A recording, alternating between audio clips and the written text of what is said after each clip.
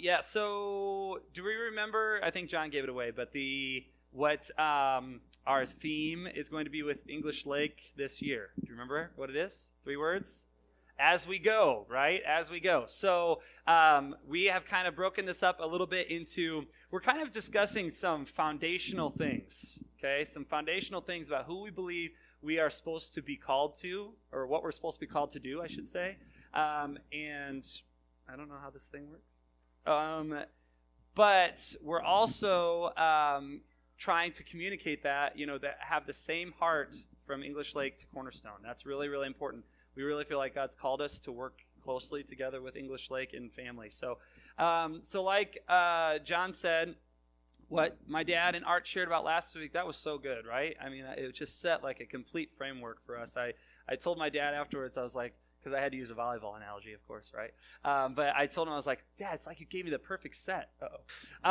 So I told my dad, I said, it's like you gave me the perfect set. It's like I'm ready to go up and smash this ball, right? So I thanked him for that. Amisa and I are going to talk about welcoming people today. And like John said, we're going to be at English Lake next week, sharing the same thing. Art and Dad are there today. Shane and Aaron are going to be sharing about discipleship next week, which I'm really, really excited about. And then they'll be at English Lake the following week. And then the 4th, or 2 weeks from today, we're going to have Don and Gail Atkinson. Some of you might know who they are. They're kind of, they're like legends at English Lake, okay? For those of you who know, that's like you say Don and Gail and everyone knows, right? So you're going to get a chance to hear from them. And they're going to be sharing about something I am like really excited to hear from, which is living by the Spirit. So kind of a 4-week little thing here as we go, no pun intended, but that's what we're looking at. So let's recap from last week, all right? For those of you who were here last week, you'll be able to follow along with me here. Art shared about what? He had the little thing up on the screen, and what was the whole thing about the image he had on the screen? Stepping into God's flow, right? So for those of you who weren't here, he put up a little little video image kind of thing that just showed really dry, cracked ground and water just flooding into it, right? And that represents being in God's flow. It brings life. It brings purpose, okay? All of that stuff when it comes to being in God's flow. He also had the analogy of the box. Do you remember the analogy of the box that he had? Okay? And it was something versus something. Do you remember? Anybody can get the star for the day? Being a contaminator, not a container, right? So not thinking of ourselves as, we got to make sure our box looks good, right? Because we're going to stay in our box here. But it's about getting outside of our box and saying, we want to contaminate. We want to be people who contaminate, not people who contain, okay? Again, I'm just going through some of the notes that I had because I thought it was just really good. Art had a reference to Scripture. I don't think he even read it, but he just referenced it. It was Zechariah 4:6, which is not by force nor by strength, but by my Spirit. And my favorite quote that Art said the whole week last week, and he didn't even talk about it. I was like, what in the world, dude? Come on. And he said this, and I'm going to reference this later as we're talking here. But he said, it's not about what we can do and he will assist, but about what he can do and we assist. Interesting, right? Interesting way of looking at it. That it's what God's doing, but we're the ones that he's using to accomplish what he's doing. Does that make sense? Yeah? Okay, keep that in your mind. Another thing they talked about was don't come to church, but come into relationship with the living God. Remember that? Okay, that's really important, right? Don't just come to church, but come into relationship with a living God. And then they talked about the flannel shirt thing. Everybody remember the flannel shirt thing? Okay, Mary got the memo, right? Okay, she wore her flannel today. Congratulations. Terry Kleckner, always on there too. Right, good job. Okay, it's kind of a flannel, right? In a way. Okay. Anyways, I want to say you're welcome to everybody, by the way, because my dad was super excited about this whole flannel thing, all right? He just got really excited about it, And he comes talk to me. He's like, Josh, I've got the best idea. We're going to announce it's going to be Flannel Sunday next week. And I was like, okay, interesting thought. maybe we can just let them choose what they want to wear to church next Sunday. It just was, But a couple people got the memo. But if my dad asks, I did tell you all to wear your flannel today. So okay, if he did ask. And then the one thing, really important thing that my dad talked about was he talked about the Acts church. Do you remember when he talked about that? When he referenced that? And he said that there were people being added daily, right? And it wasn't just some miraculous zap, you're now in the church. You're now a believer. Whatever. It was about relationship. These people wanted to be a part of something, wanted to belong to the church because they saw what was real and what was happening with that, right? Do you remember that? Yes? So that leads right into what we're going to share about today. And I have my lovely bride here with me today.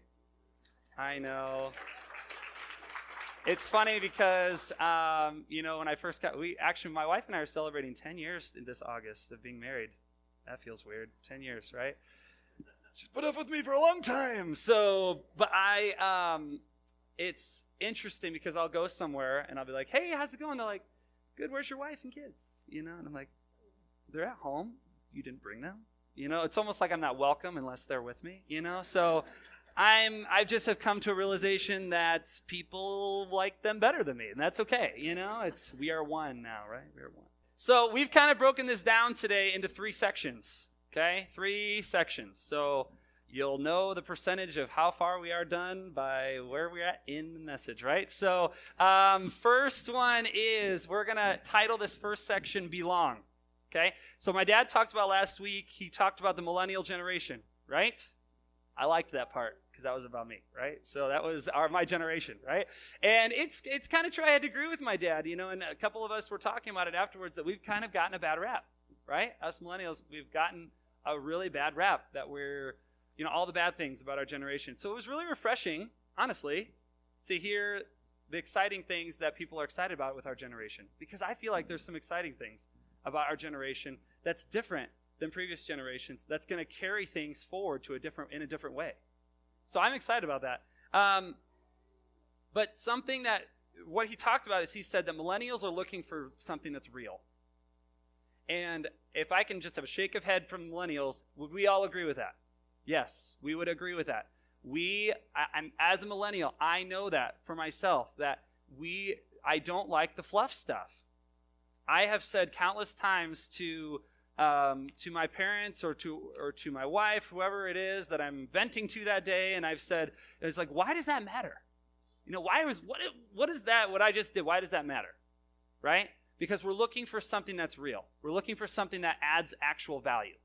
Okay? So I think that's a really cool thing. But there's also a part of that there's a part of our generation, I think a part of everybody as a whole, that there's a true feeling of wanting to belong to something real. Right? Wanting to belong to something real. And I found a new word, and yes, it's a real word. It's belongingness. It sounds like a word I made up, doesn't it? It sounds like a word I made up. I didn't make it up. It's real. It's in the dictionary. What the definition of belongingness is it's the quality or state of being an essential or important part of something. Pretty easy, right? There is a human need for us to feel like we belong to something. There really is. We're going to talk about that a little bit more in depth. But there is a TV show that my wife and I have really started to watch, which we really like, and it's called New Amsterdam. Has anybody seen New Amsterdam? New Amsterdam? No, it's on NBC? Okay. All right. So this is going to go real well. Anyways, it's on NBC. It's basically the new age version of ER. So was there any ER fans out there? ER? Yes? Mm-hmm. Okay. Now we're talking, right? Now we're talking. So it's like ER, but like 2019. Okay? So that's what we're looking at. It's all about New Amsterdam Hospital. Okay, the story revolves around the medical director. He's brand new, and his name is Max, right? He does things all differently, and people are trying to adjust to how he does things differently, and he cares a lot about people, and it's a really, really cool show. And my wife cries. I don't. But I do too sometimes. So it's just one of those touchy-feely shows, So anyways, a couple episodes ago, there was this homeless man. It was kind of the story of the episode was about this homeless man. And he comes into the emergency room, and he's sitting down, and the head of the ER goes, "Oh, hey, so-and-so, good to see you again." And Max, the medical director, is kind of like, watching what's going on. And she's like, "He's a frequent flyer. He's here all the time. He's never actually sick, but he just comes in. He just comes in all the time. By law, we have to run all these tests on him to make sure that he's okay, because we can't just release him without running a diagnosis and things like that. But he's never had anything wrong with him. He just likes to be here." So Max is like, let me do a little research on this. He finds out that this homeless man, has cost the hospital over $1 million in 1 year in services because he's a frequent flyer. He's got lab tests here. He's got a blood test here. He's got an ER stay here. He's got all of this stuff going on, costing the hospital $1 million. So in 1 year, $1 million. Is he ever going to pay that? No, he's not, right? So it's costing the hospital money. So Max is like, what can I do to fix this problem? Got to fix this problem because it's costing the hospital $1 million. He's not sick. We got to figure something out. So he finally has this idea. He's like, you know what? I'm going to write this guy a prescription. So he writes the guy a prescription. There's a scene where he's showing, "I got a prescription for you." And he writes him his prescription, and he hands it to him, and it says, "Home." It says, "Home." So he said, "I'm prescribing you a home." So what he does, this is pretty smart. This is pretty smart on his part, is he goes out and he rents an apartment under the hospital name. The hospital's paying for it just for this guy. For who knows for how long. But you think about it, $1,000 a month maybe for rent, right? Or as compared to $1 million in medical costs. Huge savings, right? Smart guy, good medical director, right? Good stuff. So there's a scene where he goes and he unlocks. It's really, the music's really there's this really cool feeling. They open the apartment door, they walk in. He's like, "This is all yours. This is all yours." And it's this, really emotional moment. And then all of a sudden the scene cuts, right? And you're like, "Oh man, that was so cool what he did. So cool what he did." And then about 3 scenes later, it's back in the ER. And the ER director goes, "Hey Max, guess who's back?" And they open up the curtain, and there he is. He's like, "Hey guys, missed ya." And Max is like, "What in the world? I met this need for him. He needed a house to make him feel good. I got him the house, and nothing happened. Nothing changed." So, as they're talking, they're trying to talk this guy through this. What in the world is the deal? They bring in the psychologist and all this stuff to try to figure out what he's thinking. Well, as they're kind of talking with this guy, another nurse comes up and is kind of newer and kind of interrupts him and says, "Hey, do you know where to get to the lab or whatever for this, blah, blah, blah?" And before any of the medical staff can react, the homeless guy goes, "Yeah, if you take the elevator up to the 2nd floor, hang a left, down to the T, and then a right, it's at the end of the hallway." And all of a sudden, Max goes, ding. So what does he do? He offers him a job. He becomes the greeter. He becomes the one who brings snacks in for people, all of that stuff. And guess what? That solves the real need. Was the real need, we think about a homeless person, and we think about, yes, that's the need. The need is they need a house. They need food. They need this stuff, right? But what was the bigger need? To belong to something. To have a purpose and to belong to something, right? That would give him value. Really, really important on that. Because I think we need to grab a hold of something here. Is meeting physical needs a good thing? Have we been charged to clothe the naked and to feed the hungry? All of that. Yes, we have been. But we've got to realize, too, that there's some underlying needs there as well that God's asking us to help fill as well. And that's this whole need of belonging. So when we were talking about belonging, or the new word that Josh said that I cannot pronounce, but it's okay. One of the things that came to my mind, I see some new faces here, so I'm just going to say a little bit of history here. But people, most of you know, I'm from Mexico. You can tell got the accent there, So part of belonging, it's something that I know for sure what it means. Because when I got married, like a couple years ago with Josh, yes, I was in love with him. And yes, I wanted to, move to this country. But for 1 year, I was, not able to go back home or Mexico. I was not able to work. I was not able to drive. I was not able to study. So literally, I was a body in a home, which is not much. So, that year was a struggle for me because I did not feel like I was belonging with anything, with anyone. Yes, I was, married to Josh, but I didn't have a place or you know what I'm going with this, right? So I will tell you this then. When we started doing because the other thing that happened is that I didn't have even like a visa. So they took my identity. So I didn't have anything. Like literally I was just whatever you want to call me, And it was hard. It was very hard. But in the year we started the process of the green card. And that it was a tough process. It was an expensive process. But it was a good process because in all we always pray that God will control of everything and all that. But I will tell you this. I won't tell you about the process of the green card because that's a totally different subject. I will tell you this. The day when I got on the mail, this envelope, it still makes me a little shaky. This envelope that I opened it up, this big letter was in there that I don't remember much about the letter, but I remember with this envelope, it was a card. It was my green card. And in that card, it had my picture. In that card, it had my name. With that card, I was able to get a social security number. With that card, I was able to get a job. I was able to be someone.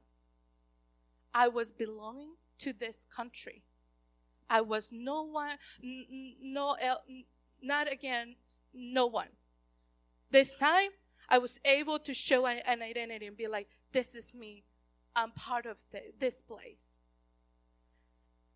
And one of the things that I remember too about holding an identity or belonging to this country was that one day I went back. Levi was little.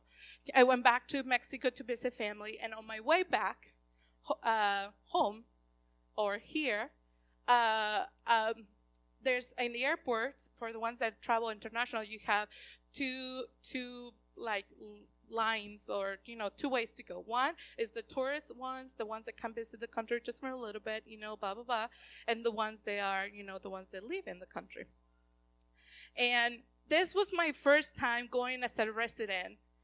And I was nervous. I was nervous because one, I had this blonde, blue-eyed kid who doesn't look like me, and I'm like dark hair, and here comes Amy with the stroller with Levi, right? But some part of me, I was like, I'm in the right lane. This is my lane. So the officer called me, and here I am in the name of Jesus. And he asked me questions. Oh, blah, blah, blah. Where you going to Mexico? Blah, blah, blah. Visiting family, blah, blah, blah. And then he does his, computer work and all that. He stamps my visa.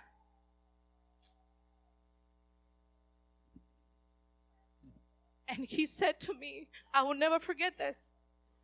He said to me, welcome home. Little that he knew, I walk away from that place with tears in my eyes because I was home. I belong to a place. That was my identity. This is who I am. This is my home. Do you see this? When we belong to something, belong to something is, you see a couple words about home, identity, culture, community, safe, free. There's many words that can go with belong. And one of the things that I love, and I feel like I use this verse a lot, but I love that verse so much because it expresses so much of God in such a simple way. It's in Genesis 1:27. They said we're created by his image. We all created by his image. So means that all of us, every single one, is carrying something of God in them. Some of us, we already belong. That's how he gave us a new name. You're my son, you're my daughter, right? Some others haven't seen yet. They haven't got that green card yet, right? To belong to his kingdom. Now, I'm going to tell you another story about me. And I love this story because I just cannot imagine now as a mom. But my mom told me when I was 5 years old, she went to the grocery store with me, and she said to put him in the cart. I was 5 years old, and I was like, oh, let me walk, Moms, we love when our kids said that, right? I want to walk instead of I want to be in the car, right?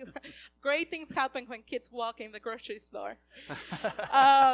So my mom was trying to pick up some, items, put it in the car and all that. I was next to her, and she said, Amy, in seconds, I was grabbing something, put it in the car. I look around, you were gone.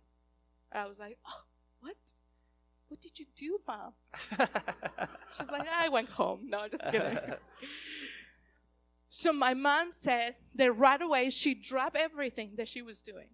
And she started asking for two people. Have you seen my daughter? Have you seen her? She has short hair with bangs. They'll still have bangs. Things haven't changed.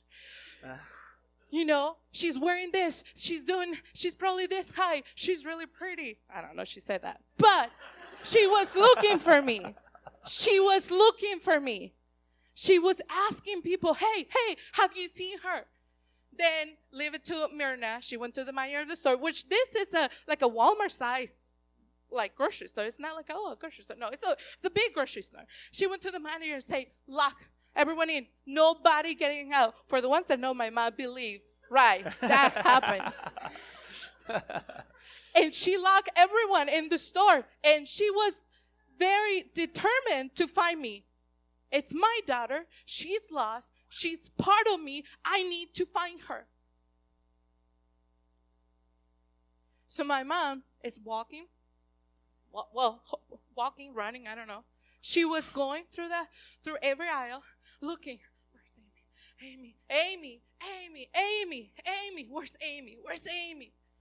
She said she couldn't find me.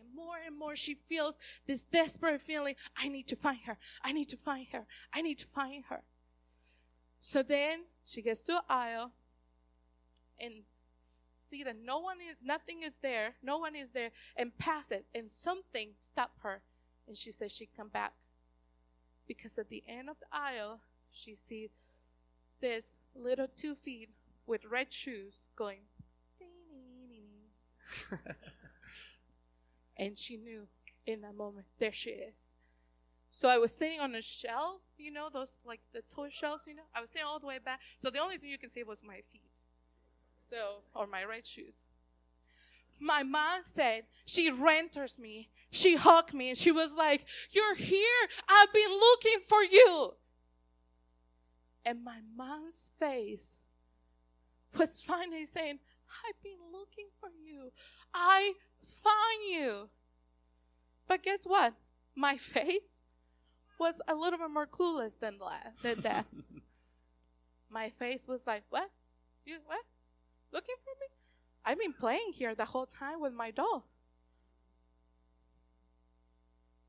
I didn't know I was lost. I didn't know my mom was trying to find me. I didn't know there was someone looking for me. I did not know. And you see where I'm going here? Isn't this awesome beautiful, powerful, loving God trying to find us where we at? Because some of us, we get distracted with a doll. Some of us, we don't know we were lost. Some of us, we're in a need of belonging somewhere. But this is the God saying, I found you. You're mine. I was looking for you. I was desperately trying to find you. I finally find you. Now you belong to me. So we're going to look in some scripture here now that we've heard my wife's entire life story. So, I have more. But hey, it's a cool story. I like it. I'm a fan. Let's go to Colossians. Everybody open up to Colossians. We're going to go to Colossians 1. Colossians. All right. We're going to read, I love just reading like kind of bigger snippets of scripture. And so I'm just going to read it. Okay. So we're in Colossians 1, verse 15, starting at verse 15. Okay. It says, Christ is the visible image of the invisible God. He existed before anything was created and is supreme over all creation. For through him, who is Christ, God created everything in the heavenly realms and on earth. He made the things we can see and the things we can't see, such as thrones, kingdoms, rulers, and authorities in the unseen world. Everything was created through him and for him. He existed before anything else, and he holds all creation together. Christ is also the head of the church, which is his body. He is the beginning, supreme over all who rise from the dead. So he is first in everything. For God in all his fullness was pleased to live in Christ. Now listen to this. And through him, he's talking about Christ, God reconciled everything to himself. He made peace with everything in heaven and on earth by means of what? What's it say? Christ's blood on the cross. This includes you who were once far away from God. You were his enemies, separated from him by your evil thoughts and actions. Yet now, he has reconciled you to himself through the death of Christ in his physical body.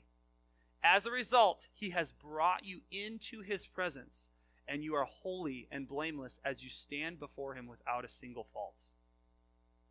Come on. Right? Like, it spends the first 3/4 of that whole passage I just read talking about how God is first. He is supreme. He is above everything. He is beyond everything you can ever imagine. He's so far above any comprehension, right? He started it all. He created it all, right? Are we even close to that level? We're not close to that level by any means. By any means. But then it says that through him, which is Christ, God reconciled everything to himself. And it says after that, by means of Christ's blood on the cross. I am a big believer that we downplay the role of Jesus on the cross in our lives. I think we downplay it because that is the catalyst to making us belong. The cross is what allows us our green card. Right? We have to come to a realization that because of what Jesus did on the cross, we now can come into the presence of God, holy and blameless. Are we catching this? We can celebrate at Christmas and Easter what it means, and we can, rehash it out in our brains, but we've got to realize that is our sole reason why we belong. That core need for us to belong is because of what Jesus did on the cross. We have to know that. And it can't become something that's just calloused for us. It's got to be real to us in that way. So let's move to second section. First section kind of took a long time, so we got to hurry it up here, okay? All right, so second section we're going to title Reach. Okay, so everyone go to a passage you've never heard before. We're going to go to Matthew 28. Who knows where we're going? We are going to verse 18. Ooh, close, Mary. Close. flannel shirt got you there, okay? All right, so this says, starting at chapter 28, verse 18, it says, Jesus came and told his disciples, I have been given all authority in heaven and on earth. Therefore, when people come to your church on a Sunday morning, make sure they feel comfortable. Sorry, that must have been the message. No, I'm just kidding. No, I'm kidding. No, I'm totally kidding. No, but do we see what it says? What is it? What are the two action words in there? Go and make. I want us to get a hold of something here when it talks about the Great Commission, because this is proactive. Jesus isn't saying, hey, everybody, make sure that when someone approaches you, you talk to them about Jesus. Is that what it says? No. He's telling the disciples, you go, you make. Pretty clear, right? Does that mean I can sit here on this chair? Can I go and make if I'm sitting on that chair? I cannot, right? I have to accept the fact that it requires movement on my part.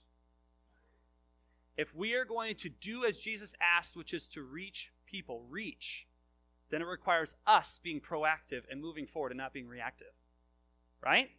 So, if we're going to be, I don't want to steal, like I said, okay, I don't want to steal Shane and Aaron's thunder for next week because they're going to talk about discipleship. But if we are going to be the hands and feet of Jesus, which we all say we want to do, right? Do we all say we want to do that? We want to be the hands and feet of Jesus. That means we got to have movement. Go and make, right? That requires movement. Whoop.